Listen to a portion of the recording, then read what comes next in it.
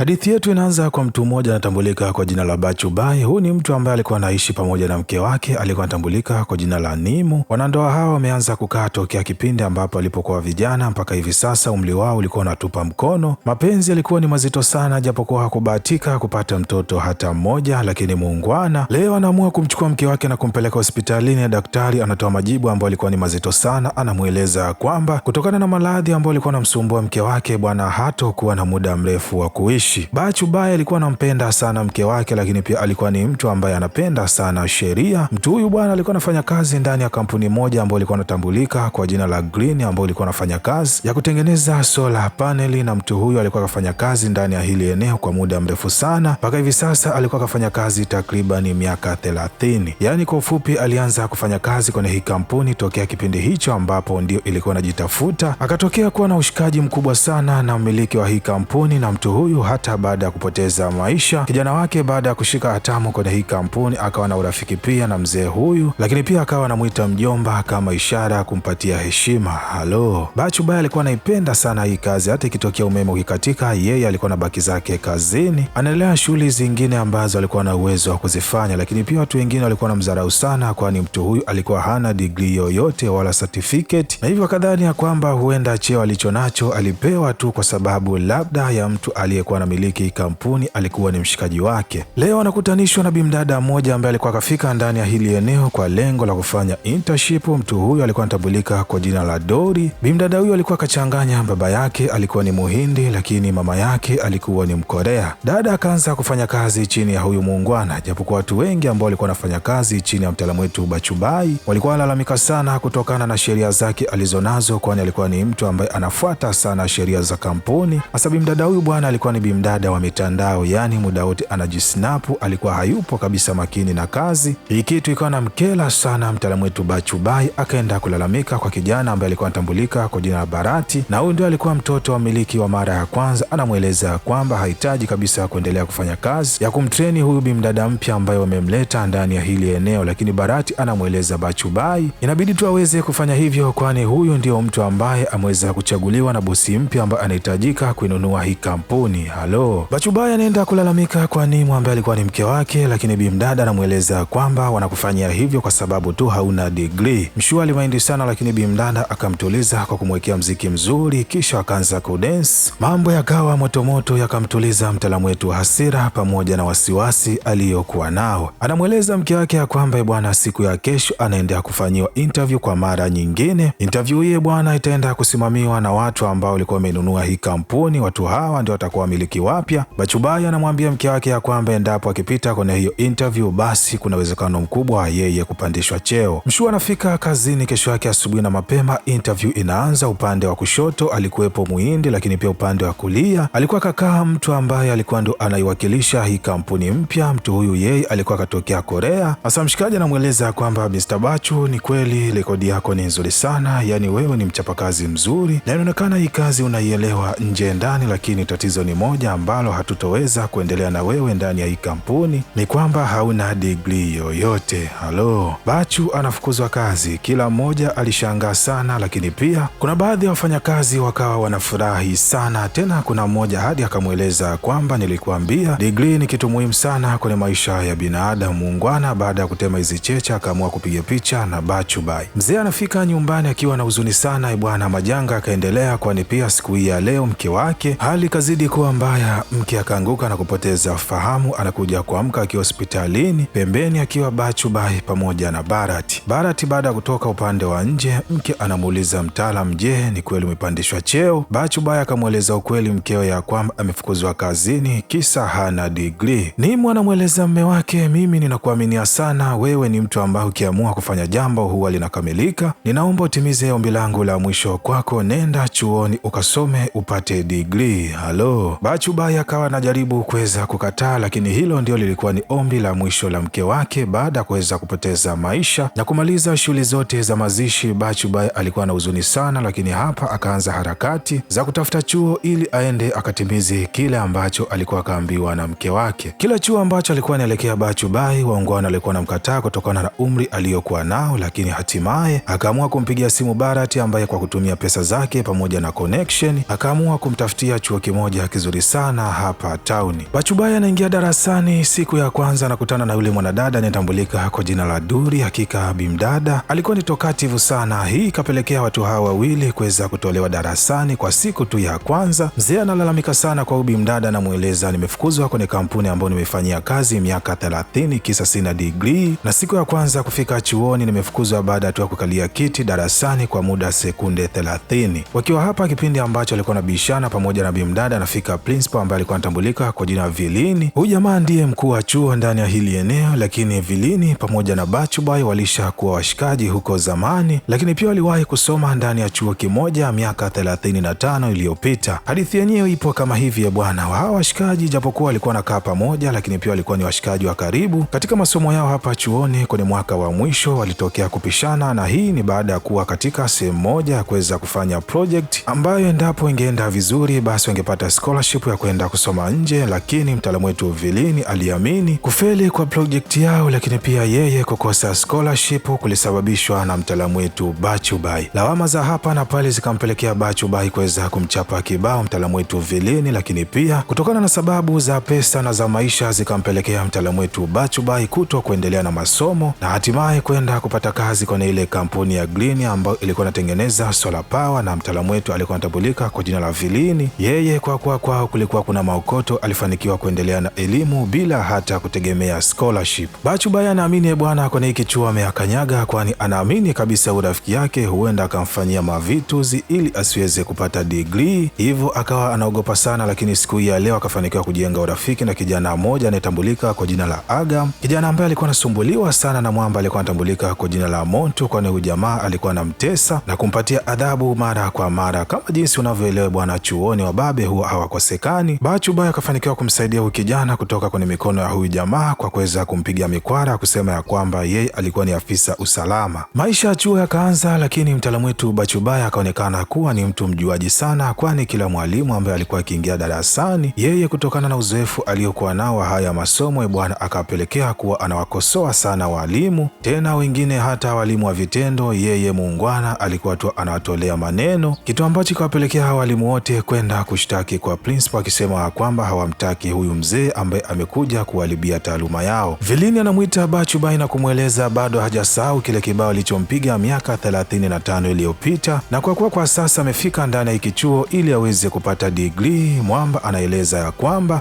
kuanzia sasa atamwangalia kwa ukaribu kuhakikisha hatofanikiwa katika hilo swala ambalo amekuja kulifanya.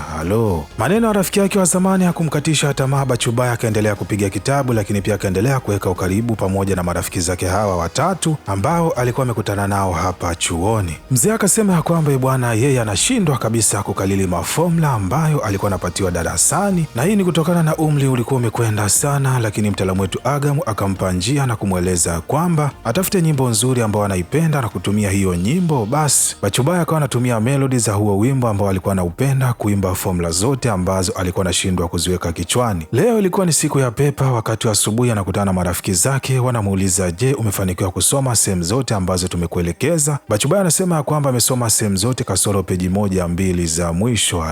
Duli anamwambia kwamba hizo peji 2 za mwisho ndizo ambazo zitakazotoka kwenye mtihani wa leo. Bachubaya kimtindo akaanza kuvurugwa, lakini bimdada akampatia possible muungwana baada ya kuingia kwenye chumba cha mtihani. Baada ya kukanyagwa na maswali kisawasawa bwana, muungwana akatoa ile possible kwa lengo la kuweza kuchungulia, lakini exhibition kwa kuwa bado alikuwa hajazizoea kabisa bwana, siku hii ya leo akanaswa tena na principal. Vilini anamwambia Bachubaya bwana, tumekukamata red handed ukiwa na possible, na hii ni kinyume cha sheria, na kwa hatua hii tunakutimua chuoni bwana. Muungwana akahuzunika sana, lakini pia akamkunjia bimdada Duri akiamini ya kwamba yeye ndio alikuwa chanzo cha matatizo yote.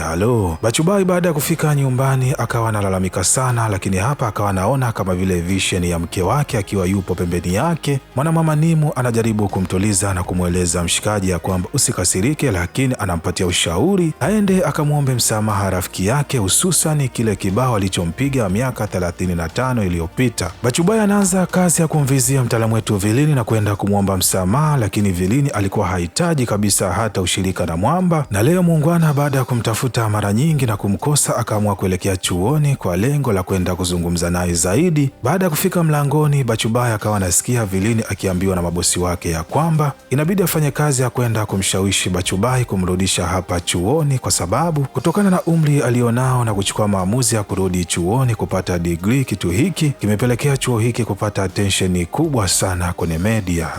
Bachubai akafurahi sana. Baada ya kurudi magetoni, anakutana na mtaalamu wetu Vilini ambaye anampashia habari ambazo yeye tayari alikuwa anazifahamu.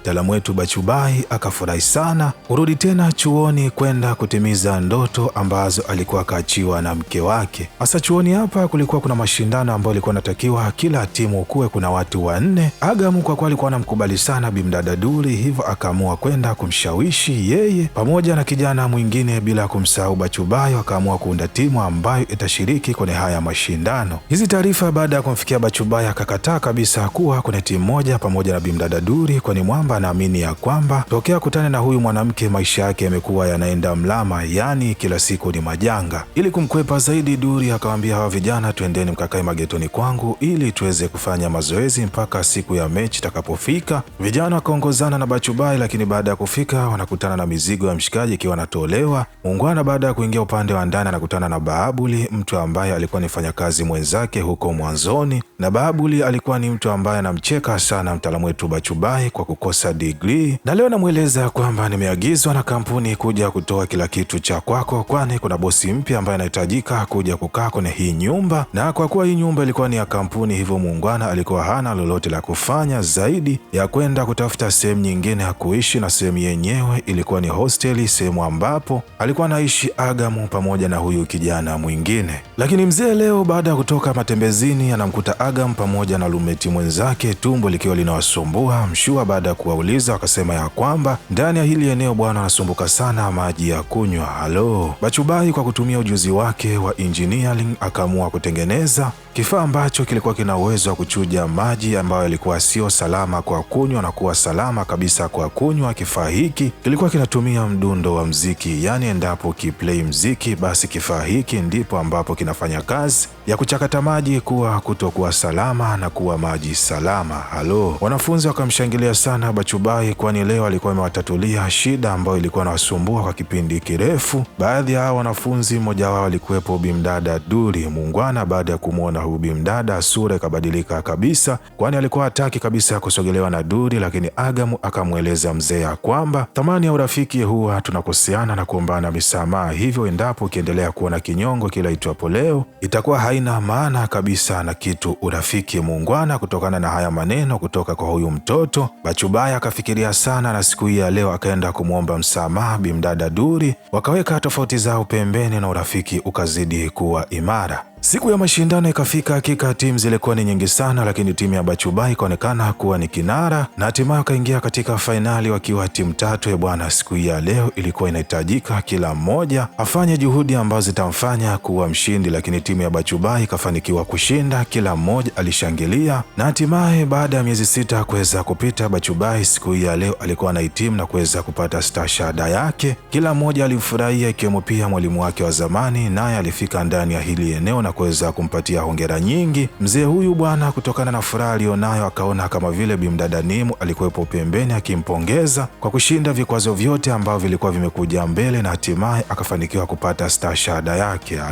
Bosi katika ile kampuni ambayo alikuwa akafukuzwa kazi mwanzoni anafika hapa pamoja na Barati, anamweleza kwa sasa ulishapata degree, tunakurudisha kazini tena kwenye nafasi ile ile ya mwanzoni. Lakini Bachubai akasema ya kwamba hahitaji kabisa kurudi kazini kwa sasa, anahitaji kwenda kuwatumikia wananchi. Bachubai akaamua kuikacha nafasi yake ya mwanzoni, na kutokana na elimu aliyoipata lakini pia stashahada yake aliyonayo kwa sasa, akaamua kwenda kuendeleza ile product yake na kusaidia wananchi kunywa maji ambayo ni salama.